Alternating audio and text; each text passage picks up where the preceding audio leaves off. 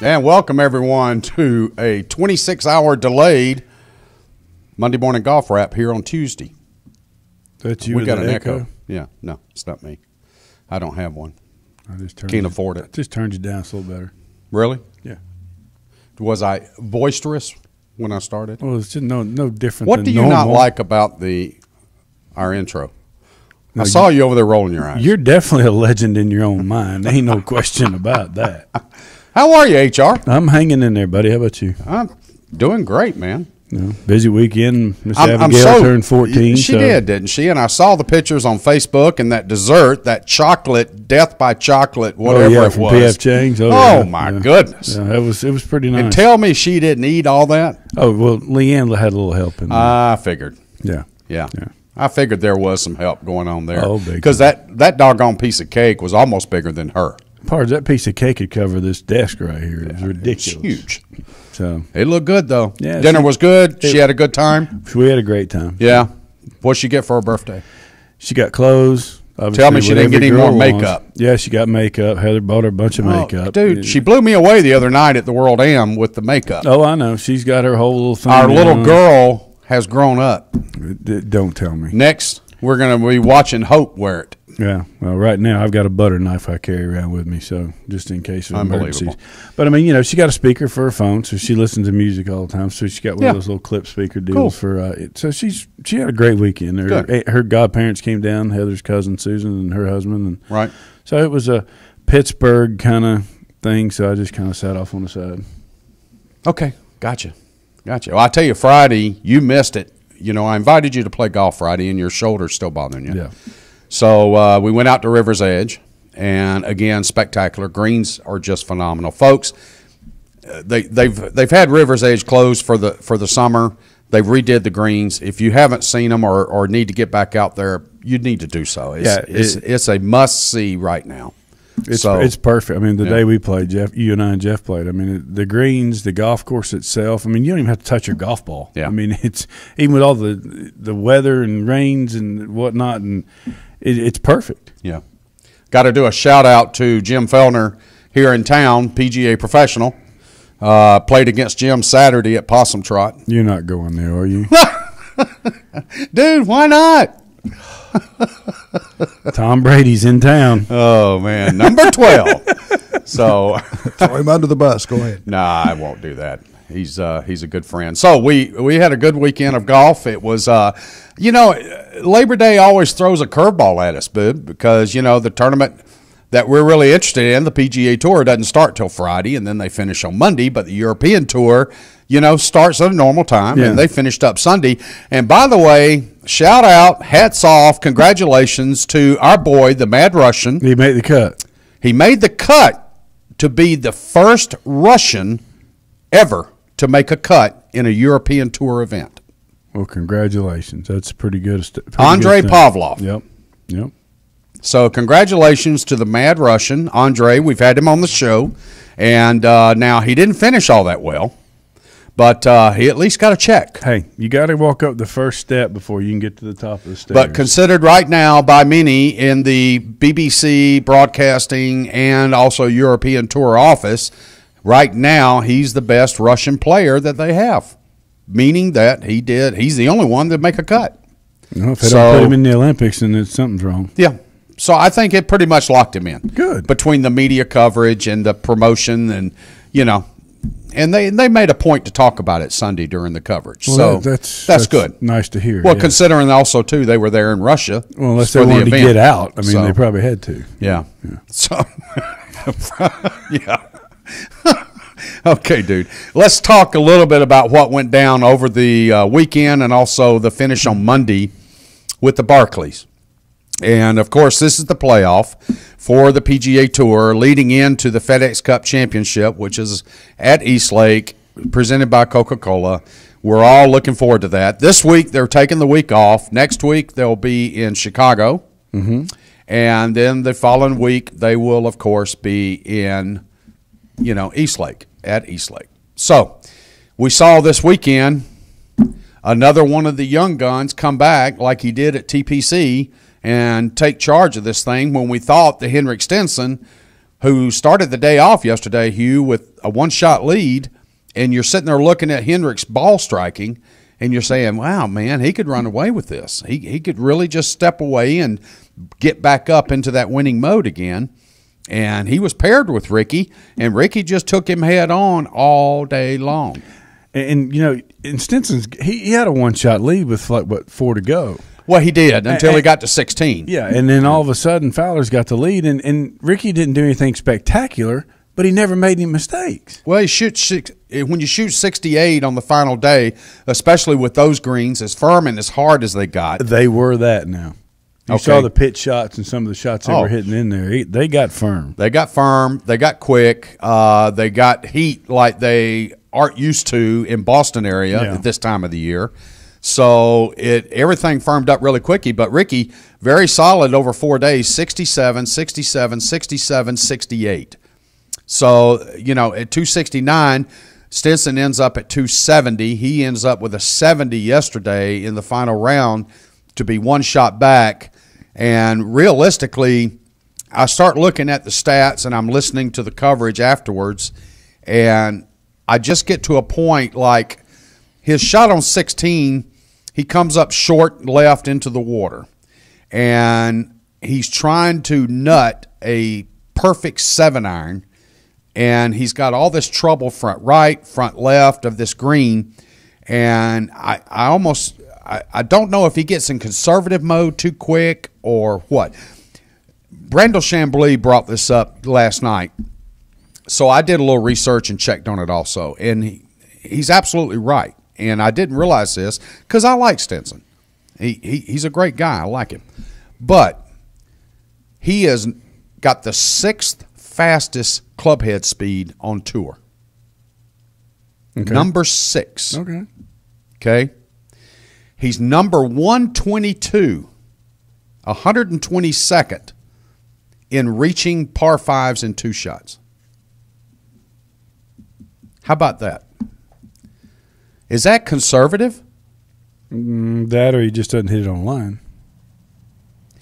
Is that like yesterday, for example? He leaves himself on 18, 240 yards out because he wants to hit 3-wood off the box, where Ricky's 100 yards in front of him, or not 100, but 50 or 60 yards in front of him. Ricky had 170 yards. Ricky hit an awful good tee shot, too, to put it where he did. Because if he's 10 yards or 5 yards to the right, or if he's 5 yards left, he's got nothing. Yeah.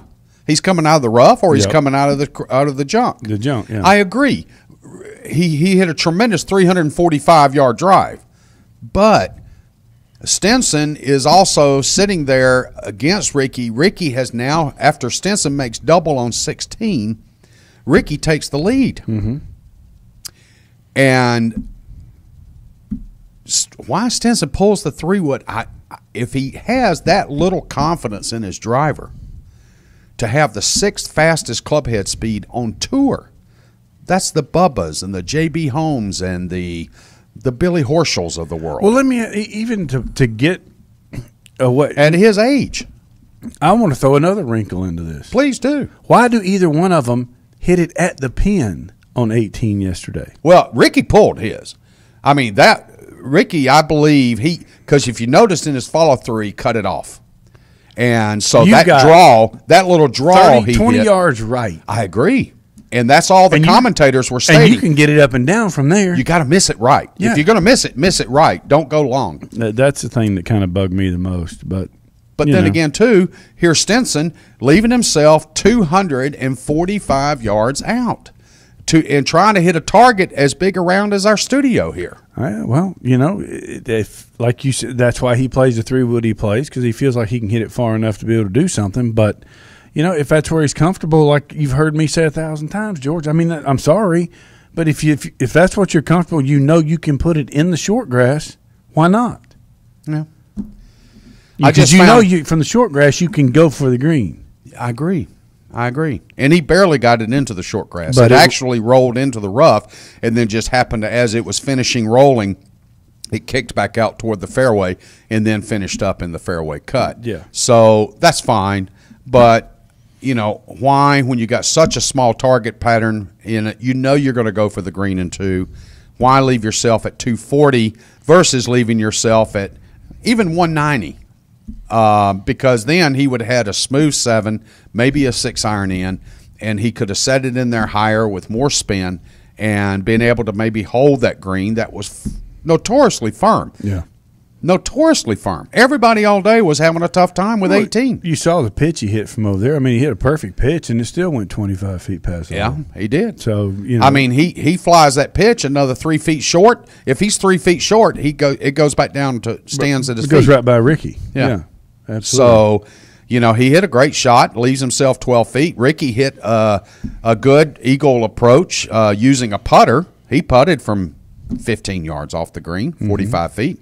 And he ends up 10 foot below. I'd say more Stinson, like 15 to 18. Yeah. Stinson made a good putt at his birdie. That had every chance to go in. So, but again, I'm just looking at it. Stinson loves Eastlake. He loves Eastlake. Well, I have heard him talk about it. I've heard him mention it. When I spoke to him at Augusta, I've heard him mention it. He loves Eastlake. It sets up well for him. And he is purposely trying to finish out this year to get inside that top 5 on the points. Yeah. Because whoever's in that top 5, you win Eastlake, you win the FedEx Cup. It's automatic. Yeah.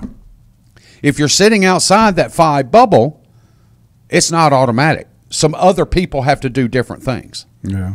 You agree with me? Sure, absolutely. So now Ricky's inside the top 5. Well, he jumped from 22nd to 3rd. Yeah. I mean, that right there just changed the whole dynamic of what we talked about last week. Oh, yeah. I mean, it blows it right out of the water. I mean, look at Charlie Hoffman. He goes from 17 to 6. Yeah. And interestingly, I mean, Charlie's obviously found something because we've been talking about in the last couple of weeks when, first part of the season, he was just one of those also-rans, Mm-hmm. He's just been around for a long time, and he just cashes checks, Yep. But now Charlie's all of a sudden seen this influx in his swing and his game and all that, and, he's looking to make a run at the FedEx Cup, and he's looking to make a run at the President's Cup, and which brings us to our next subject, and we'll go back and talk more about the Barclays, but today the captains for the President's Cup are making their captain's choices. The U.S. squad, of course, captained by Bill Haas, Jay Haas. I got Bill on the brain because Bill, his son, plays well enough over the last several weeks to finish at number 11 on the points list. And so I see that pretty much as an automatic. It's a given. He has played for the last 6 events straight through. He has finished high enough to move his way up to the 11th position. If he was inside the top 10, there would be no question. He'd be automatically on the team. He's at 11, and I think he's a given. What's going to be of interest this afternoon at 5 p.m. Eastern Standard Time is who is Jay going to take for that last position? Is it going to be number 12, or is it going to be J.B. Holmes? Or is he going to just absolutely blow everybody's mind and pick Mickelson, who's like at number 30 right now? I say Mickelson has no chance. I think you're wrong. Okay. I think you've got to look at experience. You've got to look at leadership. You've got to look at somebody. He's got experience. He's got Furyk. He's got Zach Johnson. He's got experience out the yin-yang. See, you totally missed what I'm trying to say. Okay. Yes, Jim's a fantastic guy, but he's not the one that's going to go in there and be the pump up, give you the linebacker, the football captain before the game in the locker room speech with everybody around you going, come on, where Mickelson will do that. So is Jay Haas worried about Mickelson coming at the end of it and say, Jay's an idiot and none of us agreed with him being captain and I should have been the captain of this team and we could have won if I was captain of this? Is he going to do that in the press conference afterwards? No. That's a totally different animal. Jay.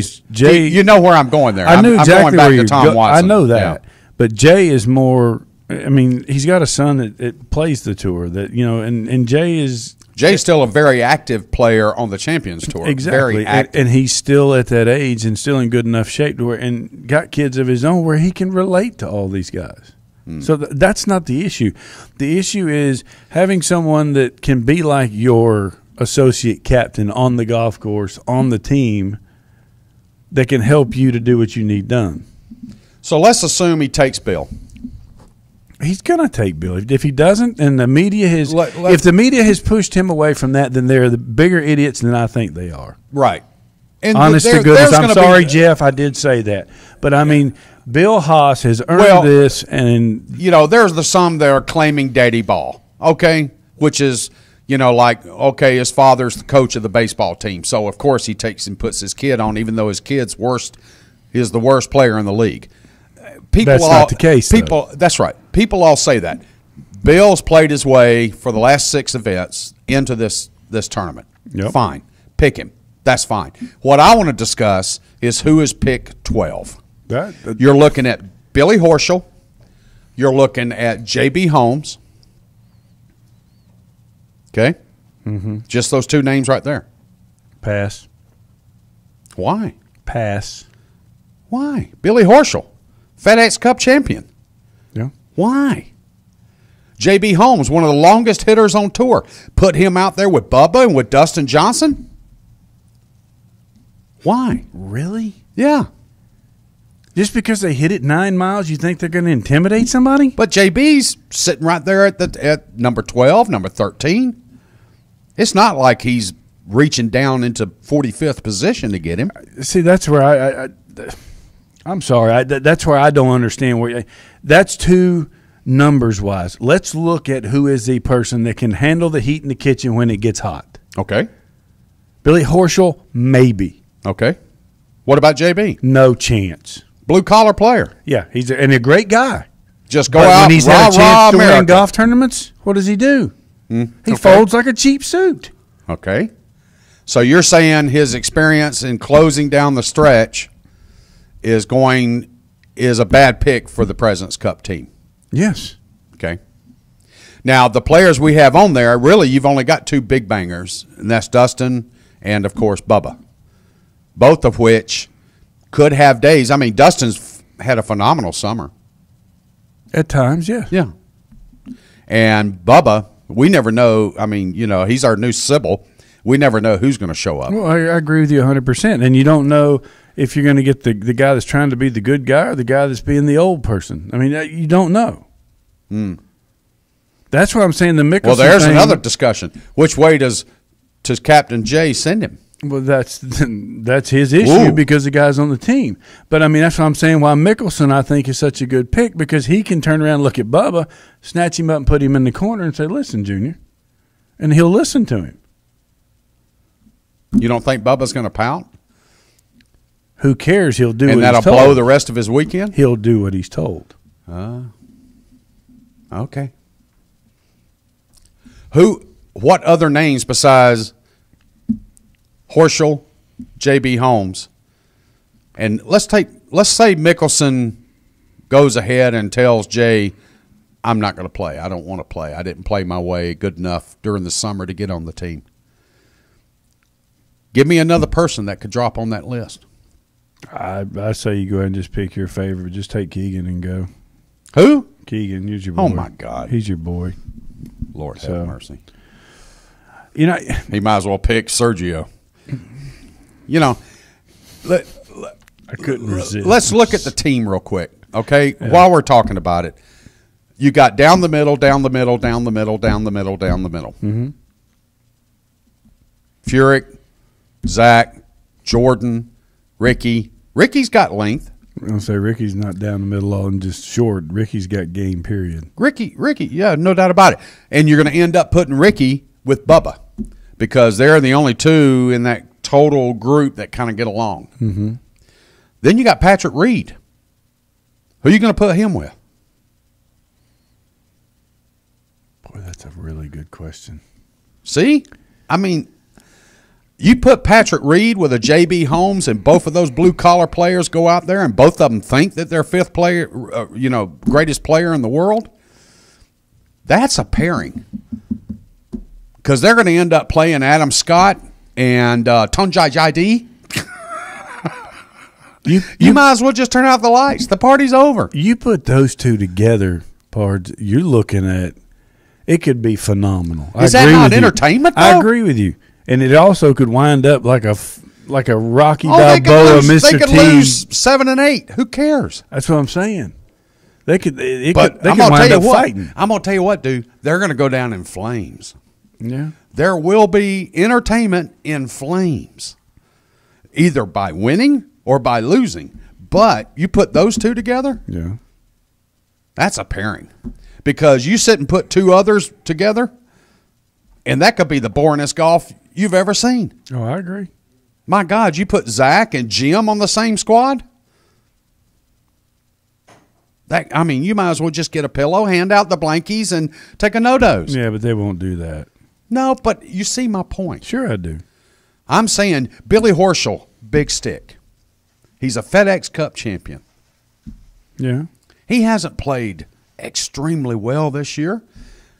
But doggone it, we've got to start getting now. They've got one young gun. They've got a rookie on this team, Chris Kirk.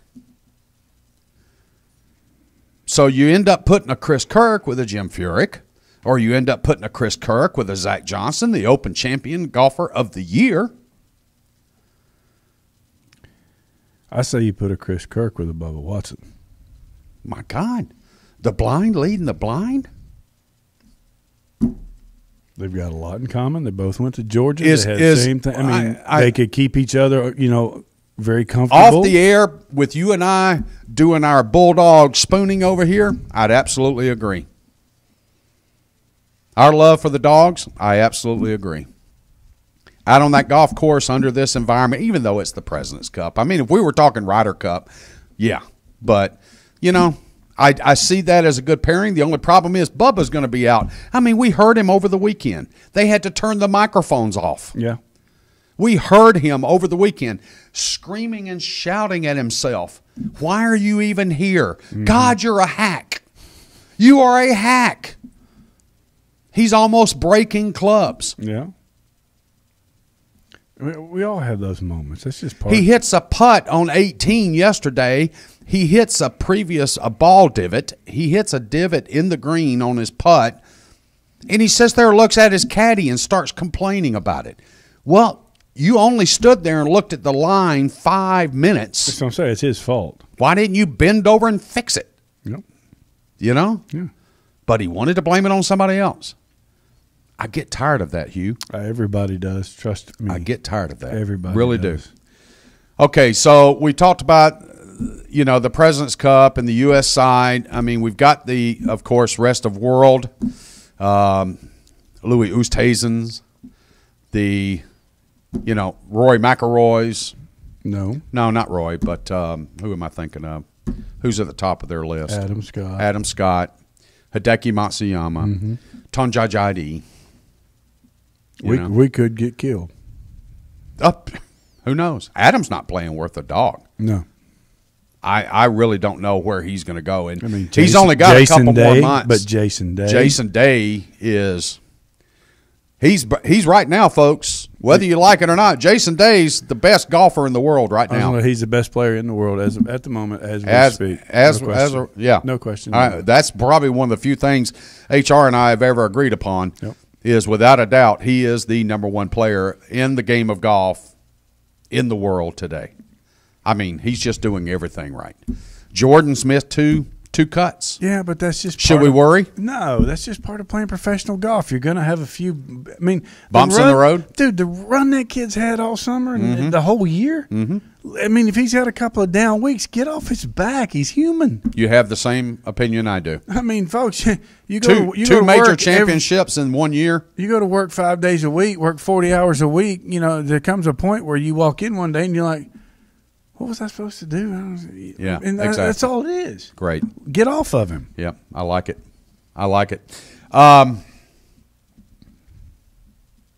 We're coming down the stretch. We're starting the playoffs of the web.com. We're in the playoffs of the PGA Tour. The women are going to start their final year-end rounds. Tour school has started. Tour school started. By the way, congratulations to Charlie Hull. Shot 68 to get through the first pre-qualifier to get into the first stage. First time he's ever gone to tour school. So Congratulations to Ben Smith out of Barefoot. He likewise was at pre-qualification last week. Tied for 16th, made the cut. So he's now going on to stage 1. Yep. And so congratulations to young Ben for doing that. Next week, I'll be spending time with Adam Levine. There you go. Yep. Here we go again. That'll be on Tweet and Facebook and all this. So going up to Old Oaks to play with Adam next week. So that'll be a lot of fun. Looking forward to that. Not looking forward to the drive. No. So, but we got a week off on the PGA Tour. European Tour continues. Ladies are kicking back up. We're getting down to crunch time now. And I guess this Thursday we'll be talking about President's Cup picks, both sides of who they took, who they should have took, and this, that, and the other. So. What are the dates in the Solheim? And that's coming up quick, isn't it? Next week. Yeah. So watching the women, no offense, folks, those women, they get after it worse than the men do when it comes to the competition part of it. Cat fight. Absolutely. It's Cat awesome. fight. It's awesome. Love to watch. Love to watch. And I love the players that have worked their way. And we talked about this earlier that, you have basically there are 5 players in the top 30 that aren't even on either Solheim Cup team. Yeah. So, Lydia Coe's not going to be there. Like I said, it's like the Ryder Cup, though, George. You're either from Europe or the United States. That's how you play in the Solheim Cup. If not, I'll see you in a few weeks. Yeah. All right. I want to thank everyone for joining us. It's been kind of a back and forth ping pong match today, but a lot of fun always. HR, thanks for your time. Thank you, sir. And I want everybody to come back and continue to join us. TGD today, of course, coming up later in the week. But you've been listening to Monday Morning Golf Wrap on Tuesday. This is George Honeycutt and Hugh Roy III, and we want to thank you a lot for joining us today.